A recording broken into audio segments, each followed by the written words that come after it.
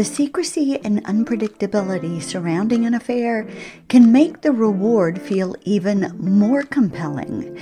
You have those questions that kind of swirl in your mind. When will the next message arrive? When will we be able to see each other again? Will we be able to get away with it? All of those questions kind of have a little bit of anticipation to them, so to speak. And the brain... Hey friends, have you been wondering if your heart and your marriage will ever feel whole again after betrayal? Are you desperate for a clear path forward but determined to heal and rebuild God's way? Well, if infidelity, pornography, sexual addiction, or broken trust has left you devastated, overwhelmed, and unsure of what to do next, well, you're in the right place.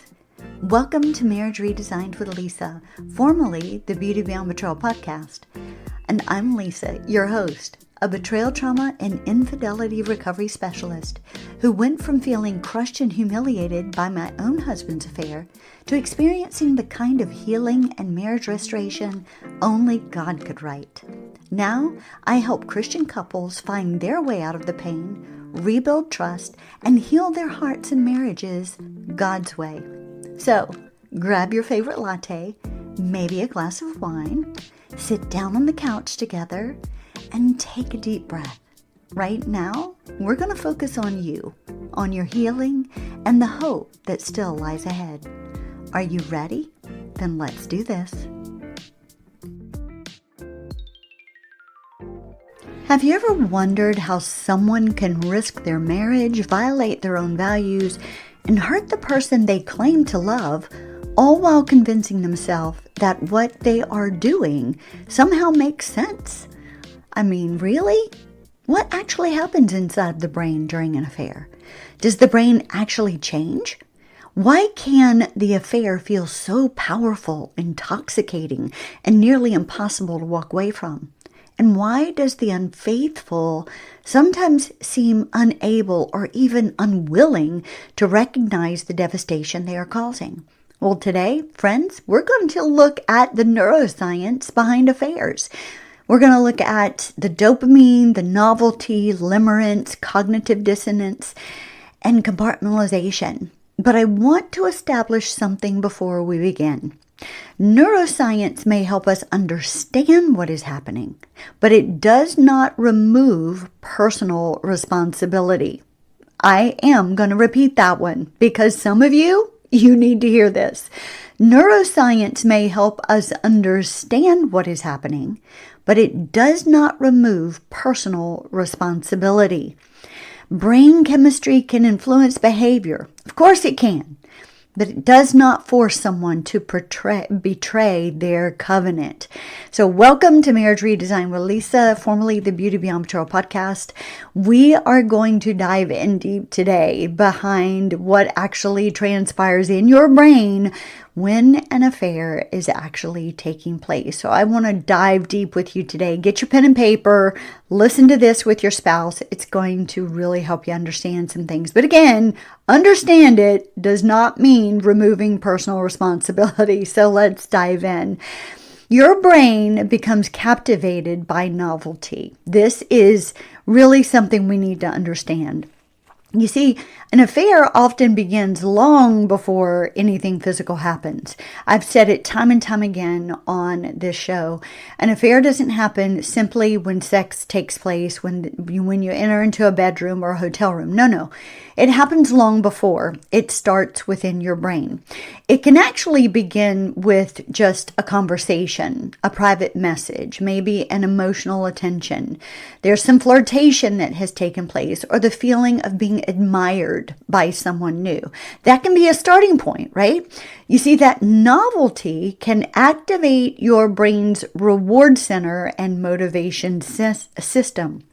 So it kicks into gear, and that dopamine is often called the pleasure chemical that kicks into gear, okay? But if we leave it just there, that description is incomplete.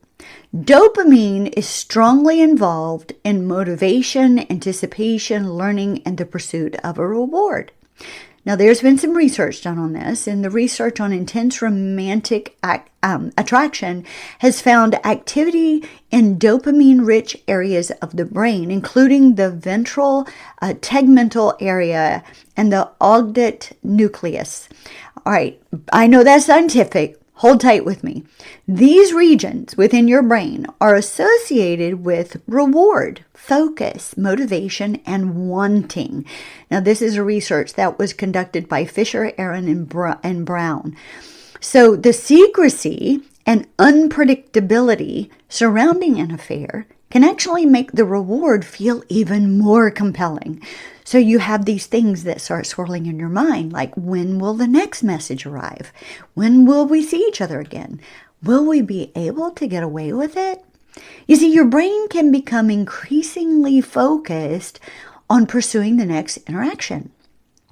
And the person may begin thinking about the affair person throughout the day. So you, the unfaithful, you know what this feels like. All of a sudden, you start thinking about that person throughout the day. You're checking your phone repeatedly. You're replaying the conversations you had. And you're creating opportunities for more contact. Now, this is one reason an affair can begin to resemble an addictive cycle. There was a recent neurobiological review note that stated romantic love and addictive substances can engage overlapping areas of the brain's central reward system. But an affair is not something that simply happens to the brain. Okay, please understand that. Every secret message, every concealed meeting, and dishonest explanation is still a free will choice. Your brain doesn't get hijacked by an affair. Please hear me on this, okay? Many people try to excuse this away or justify it away by saying that. But that's not the truth. The truth is you made a free will choice. James 1:14 and 15 tells us, each person is tempted when they are dragged away by their own evil desire and enticed. Then, after desire has conceived, it gives birth to sin. Notice the progression in that context of Scripture. Desire is entertained, right? It's fed. Then it grows. Then it produces an action. And then it gives birth to sin. You see, the brain may be experiencing dopamine, but the person who is involved in this is also repeatedly choosing to feed the desire. And there is a premise that what you feed grows. It does. It grows. And there's actually an old Chinese proverb that I often quote, where the grandfather was talking to the grandson, and he was telling him that there are two wolves that live within each of us. There's the white wolf, who is the good wolf, and the black wolf, who is the bad wolf. And both of them are in conflict. They fight with one another every single day. And we fight against one of them every single day. And the grandson stopped and asked the grandfather, "Grandfather, which one wins at the end? Which one wins?" And very wisely, the grandfather told him, "The one you feed the most." And this is true. What you feed grows. So there's this thing that we have very little talk about. We don't hear it often enough, and I want to broach that subject with you today. The subject is called limerence. Now, limerence creates an illusion of love, okay? This is something that creates an illusion of love.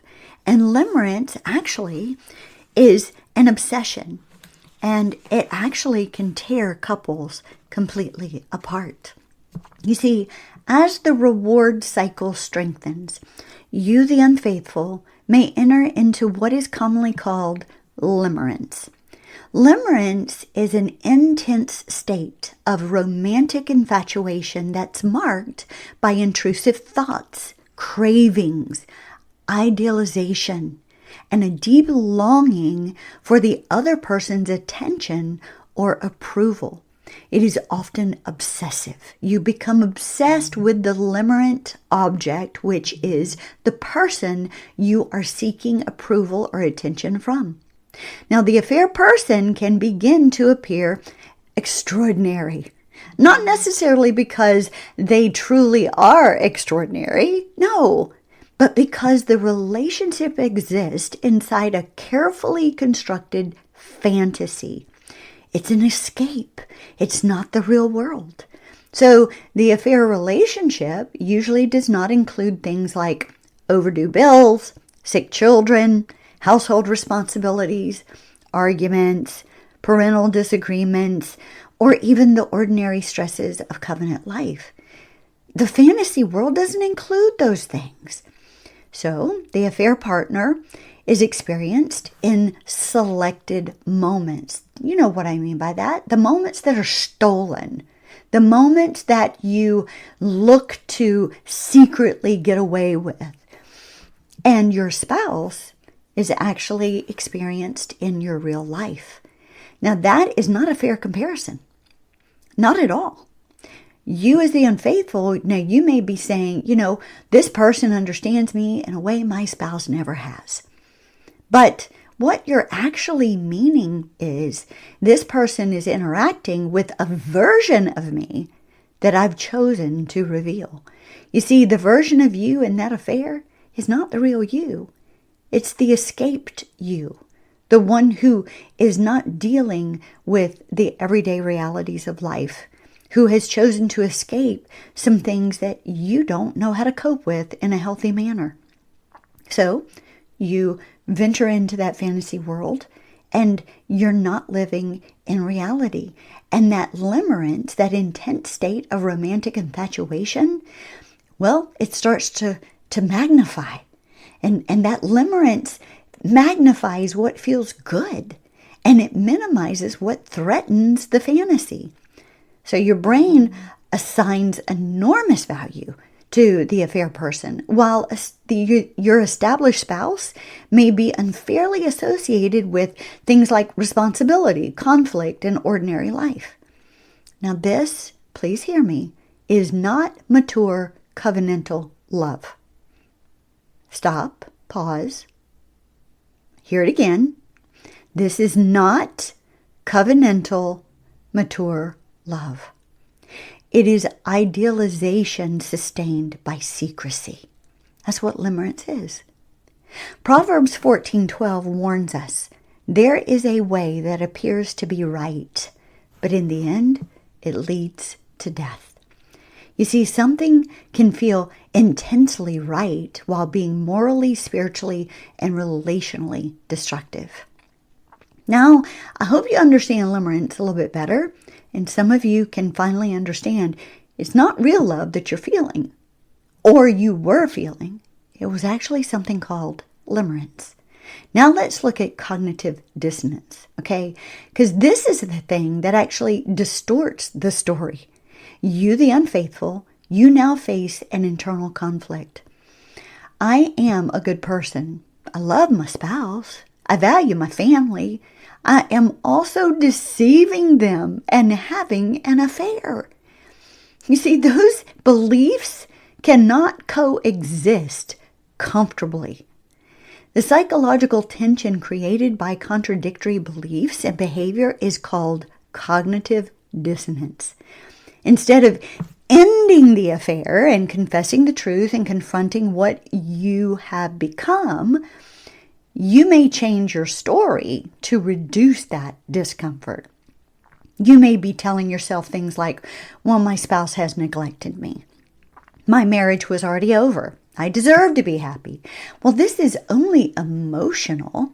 No one will ever know. What my spouse doesn't know, well, it cannot hurt them. And the more invested you become in the affair, the more you may rewrite the history of your marriage just to justify continuing in the affair. And this does not mean every complaint about your marriage is fabricated. I do realize that. Your marriage may have had genuine problems, But marital dissatisfaction does not create an affair. It creates an opportunity to communicate, seek counseling, establish boundaries, and make honest decisions. It's an opportunity to become better. That's what it is. Now, an affair, well, that requires an additional series of choices. Choices like entitlement, secrecy, deception, and boundary violations. Now, Isaiah 5:20 cautions us against calling evil good and good evil. And that is exactly what cognitive dissonance can produce when it remains unchallenged. A distorted narrative that makes betrayal seem reasonable and faithfulness seem, well, oppressive. So really think about what's going on here. Are you stuck in this? Then there's this thing called compartmentalization. Let's touch on this really quickly. Compartmentalization is what keeps your two lives separate. In other words, how can someone attend church, spend time with family, and tell their spouse, I love you, then contact the affair person? Well, it's because you're compartmentalizing. Compartmentalization allows you to separate your behavior into different mental boxes. In one box, that's where you have your marriage, your spouse, you're a parent there, you're a Christian, you're a respected professional. And then there's this other box, the little tiny black box that's hidden from all the others, and it's in the bottom of the closet. That's where you're involved in the affair. And you try very, very hard not to allow these two realities to touch, not even be in the same vicinity, because bringing them together would require you to face the truth of what you are doing. And compartmentalization may temporarily suppress guilt, but it does not create integrity. Integrity, now hear me on this, integrity comes from the word integer, meaning whole or undivided. God does not call us to live as divided people. Psalm 86:11 tells us, give me an undivided heart that I may fear your name. You see, healing begins when you, the one who's been unfaithful, stops protecting the compartments and allows truth to expose your entire life. So as we are talking about how an affair actually affects your brain, I would be amiss if I didn't share with you about this part of your brain called the prefrontal cortex. Now, that part of your brain must be re-engaged. You see, the prefrontal cortex helps us consider things like consequences. It helps us regulate impulses, make moral decisions, and align our present behavior with long-term values. Now, during an affair, immediate reward can repeatedly win over long-term wisdom. So you may understand intellectually that you could lose your marriage. What you're doing is actually damaging your children. It's compromising your integrity and it's traumatizing your spouse. But yet at the same time, you find yourself still returning to the affair. Why is that? Because knowing a consequence exists is not the same as allowing that consequence to govern your behavior. Ending the affair requires more than waiting for the feelings to disappear. It actually requires deliberate, truth-based action. What does that mean? Well, that means ending all contact with the affair person, removing every secret avenue of communication, telling the truth without drip disclosing everything, accepting accountability, identifying the belief systems and vulnerabilities that actually made the betrayal seem permissible. Also, it allows the one who betrayed you, the unfaithful, to see consistent evidence of change, right? And you also need to begin renewing your mind. So Romans 12:2 says, do not conform to the pattern of this world, but be transformed by the renewing of your mind. You see, renewing your mind means refusing to continue rehearsing the fantasy. You're refusing to replay it over and over and over again in your mind. It means replacing the distorted thinking with actual truth and developing new patterns through repeated faithful choices. Your brain can learn the pathway into secrecy, but through repentance, boundaries, accountability, and sustained change, it can also develop new neuropathways toward integrity. So, if you're the one who is the betrayed spouse, let me speak to you really quickly. If you're listening and wondering, did this happen because the affair person was more desirable than me? Please hear me. The intensity of an affair does not prove the depth or health of that relationship. It actually often reveals the power of novelty, fantasy, secrecy, unmet internal needs, poor boundaries, and even repeated choices. You were not competing with a real relationship. This was fantasy. You were being compared to a fantasy that was protected from reality. Understanding the brain does not erase what happened, okay? It will not erase it. It does not remove accountability. And it certainly does not mean you should rush to trust again. But it may help you to understand why your spouse's behavior appeared so irrational. And while ending the contact, dismantling secrecy, and establishing complete transparency are non-negotiable, like you need to put your foot down. The brain may explain the pull that kept them going back. Only real character transformation can create lasting freedom, true heart transformation. And only consistent evidence, not emotional promises, but true, consistent evidence can begin rebuilding safety. So if betrayal has left both of you questioning your thoughts, emotions, and even your ability to heal, please go below in the show notes and download my free couples resource, We Are Not Crazy. It can help you understand what may be happening inside both of you right now after discovery, and give you language for beginning this healing journey together. Remember this, an affair may affect the brain, but it does not have the authority to determine the rest of your story. Through truth, repentance, wise boundaries, and the transforming work of God, the patterns that sustain betrayal can be broken. Because God truly does heal people, and transformed people heal marriages. I'll see you the next time on Marriage Redesigned with Lisa. God bless. Thanks for stopping by today and spending a little time with me. I hope you enjoyed today's episode and you found hope, healing, and encouragement. Please remember to subscribe to my podcast and leave a review.